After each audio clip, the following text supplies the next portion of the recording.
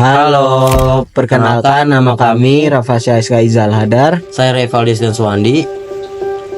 Berikut dengan materi ini, neuron, kami akan menjelaskan apa itu neuron. Mungkin kalian pernah tersetrum atau ketika dicubit sakit. Nah, rasa sakit dan kesetrum itu ada hubungannya tentang sistem syaraf. Jadi, apa itu neuron? Neuron adalah jaringan yang mengendalikan dan mengkoordinasikan seluruh aktivitas tubuh, termasuk berpikir, mengingat, berbicara, berjalan, dan menelan. Sistem saraf bekerja dengan mengirimkan sinyal listrik antara otak dan seluruh tubuh. Sistem saraf. Sistem saraf juga memiliki bagian sel saraf. Sel saraf memiliki struktur, yaitu badan sel adalah tempat inti sel dan mengandung sitoplasma. Badan sel bertugas sebagai tempat pemeliharaan seluruh bagian sel saraf supaya bisa tetap berfungsi. Dendrit. Dendrit merupakan serabut pendek dan bercabang yang menyebar dari badan sel. Dendrit berfungsi sebagai penerima sinyal serta informasi dari sel saraf lain atau sumber eksternal, kemudian menyalurkan informasi itu ke badan sel. Akson. Akson merupakan jalur sitoplasma yang lebih panjang dari dendrit. Serabut akson memiliki fungsi untuk menghantarkan rangsangan dari badan sel ke sel saraf lain. Membran sel. Membran sel memiliki fungsi untuk melindungi sel saraf, yaitu dengan memberikan zat tertentu termasuk dan menahan zat lain agar tidak keluar. Membran sel juga berfungsi untuk menyelubungi sel, berperan dalam interaksi antar sel, memberikan sinyal, mengatur pertumbuhan sel, tempat berlangsungnya reaksi kimia, transfer informasi, membawa reseptor. Akson terminal. Akson terminal adalah sebagai tempat menerima dan mengirimkan pesan listrik dan kimia ke sel saraf lain, kelenjar dan otot. Nodus Lanvier. Nodus Lanvier memiliki fungsi adalah mempercepat penghantaran impuls pada akson. Selubung myelin. Selubung myelin adalah lapisan lemak yang mengelilingi dan menutupi neuron. Selubung myelin tidak membungkus akson secara keseluruhan, sehingga terdapat bagian akson yang tidak terbungkus selubung myelin. Bagian akson yang tidak terbungkus selubung myelin disebut nodus Lanvier. Nodus Lanvier berfungsi untuk mempercepat jalannya rangsangan ke neuron. Neuroglia. Neuroglia atau sel gila memiliki fungsi untuk mendukung sel saraf atau neuron. Berikut adalah beberapa fungsi neuroglia: memberikan nutrisi pada sel saraf, menjaga hemostasis, membentuk myelin, berpartisipasi dalam transmisi sinyal dalam sistem saraf, menghancurkan patogen dan menghilangkan neuron mati, menahan neuron di tempatnya, memberikan petunjuk pengarahan akson dari neuron ke sasarannya. Jadi di sini ada beberapa fungsi dari neuron. Yang pertama ada neuron sensorik, yang kedua ada neuron motorik, yang ketiga ada neuron asosiasi. Jadi apa sih itu neuron sensorik? Neuron ini memiliki dendrit yang berhubungan dengan reseptor dan neuritnya berhubungan dengan dendrit neuron lain. Fungsi dari neuron sensorik adalah untuk menghantarkan impuls dari reseptor ke pusat susunan saraf. Nah, yang kedua ada neuron motorik.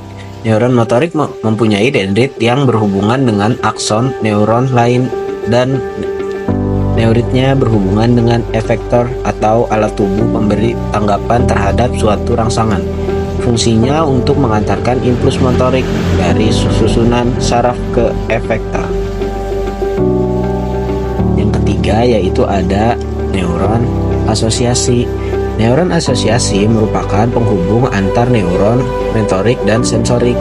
Neuron motorik terdiri dari dua jenis berdasarkan perbedaan tempatnya, yakni neuron konektor dan neuron adjuster. Neuron konektor merupakan penghubung antar neuron yang satu dan neuron yang lain. Sementara itu, neuron adjuster merupakan penghubung antar neuron sensorik dan neuron motorik yang terdapat di dalam otak dan sumsum tulang belakang. Jadi dalam sistem saraf itu ada impuls saraf. Impuls saraf adalah rangsangan atau pesan yang diterima oleh reseptor dari lingkungan luar, kemudian dibawa oleh neuron atau serangkaian pulsa elektrik yang menjalari serabut saraf. Impuls ini akan menyebabkan terjadinya gerakan. Gerakan dibedakan menjadi dua, yaitu gerakan sadar dan gerakan refleks. Gerakan sadar merupakan gerakan yang terjadi karena disengaja atau disadari. Sedangkan gerakan refleks adalah gerakan yang tidak sengaja atau tidak disadari. Berikut ada gerakan sadar yaitu impuls, reseptor, saraf sensoris, otak, saraf motor, kemudian ke otot. Pada gerak refleks, impuls, reseptor, saraf sensoris, sumsum tulang belakang, kemudian saraf motor. Jenis sistem saraf. Sistem saraf pusat yaitu ada dua. Pertama di sumsum tulang belakang. Bagian pangkalnya disebut sumsum lanjutan atau mandula oblongata. Dan bagian memanjang dalam rongga tulang belakang disebut sebagai medula tulang belakang. Yang kedua ada otot. Otot besar, otot kecil, talamus dan hipotalamus. Otak bagian tengah.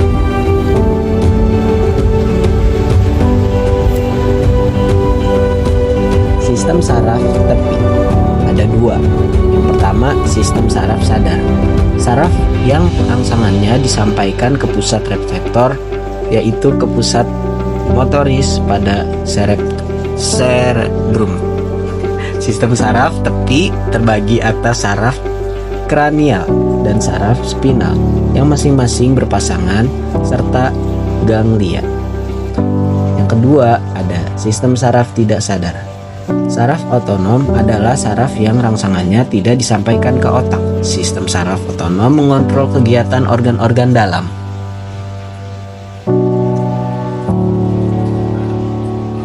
Berikut adalah gambar-gambar dari saraf somatis dan saraf otonom.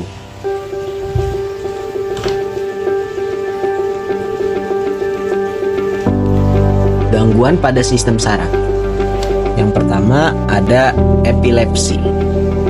Epilepsi yaitu suatu keadaan yang bukan suatu penyakit serangan muncul jika otak atau bagian dari otak tiba-tiba berhenti bekerja sebagaimana mestinya selama beberapa saat. Yang kedua ada meningitis, merupakan radang selaput otak karena infeksi bakteri atau virus. Yang ketiga ada ensefalitis, merupakan peradangan jaringan otak, biasanya disebabkan oleh virus. Yang keempat, neuritis, merupakan gangguan saraf tepi akibat peradangan, keracunan, atau tekanan. Yang kelima ada rasa bal, kubas, dan kesemutan. Gangguan sistem saraf akibat gangguan metabolisme, ketutupan aliran darah, atau kekurangan vitamin neurotropik. Yang keenam ada epilepsi atau ayan. Nah, apa sih ayan? Merupakan penyakit serangan mendadak karena trauma kepala atau tumor otak, kerusakan otak saat kelahiran, stroke, dan alkohol. Yang keenam adalah Alzheimer, merupakan sindrom kematian sel otak secara bersamaan.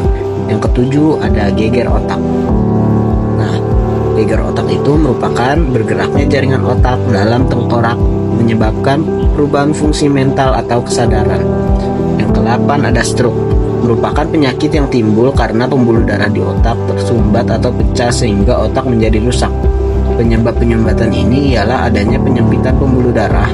Selain itu, bisa juga karena penyumbatan oleh suatu emboli. Ciri tampak dari penderita stroke misalnya wajah yang tidak simetris. Nah, yang ke-9 ada amnesia, merupakan gangguan yang terjadi pada otak karena disebabkan guncangan batin dan atau cedera. Ciri gangguan ini yakini hilangnya kemampuan seseorang mengenali dan mengingat kejadian masa lampau dalam kurun waktu tertentu. Yang ke-10 ada Parkinson, merupakan penyakit yang terjadi karena kekurangan neurotransmitter dopamine pada dasar ganglion. Secara fisik, penderita ini memiliki ciri tangan gemetar saat istirahat, gerak-geraknya susah, matanya sulit berkedip, dan otot kaku, hingga salah satu ciri adalah salah melangkah kaki menjadi kaku. Nah, yang terakhir ada poliomyelitis. Susah banget bacanya ya, tapi nggak apa-apa. Apa sih itu? ialah penyakit yang menyerang neuron-neuron motorik, sistem saraf pusat terutama otak dan menular. Spinalis oleh infeksi virus. Penderita mengalami berbagai gejala seperti panas, sakit kepala, kaki duduk, sakit otot, dan kelumpuhan. Sekian penjelasan materi dari kami. Jangan lupa like, share, and comment. Bye.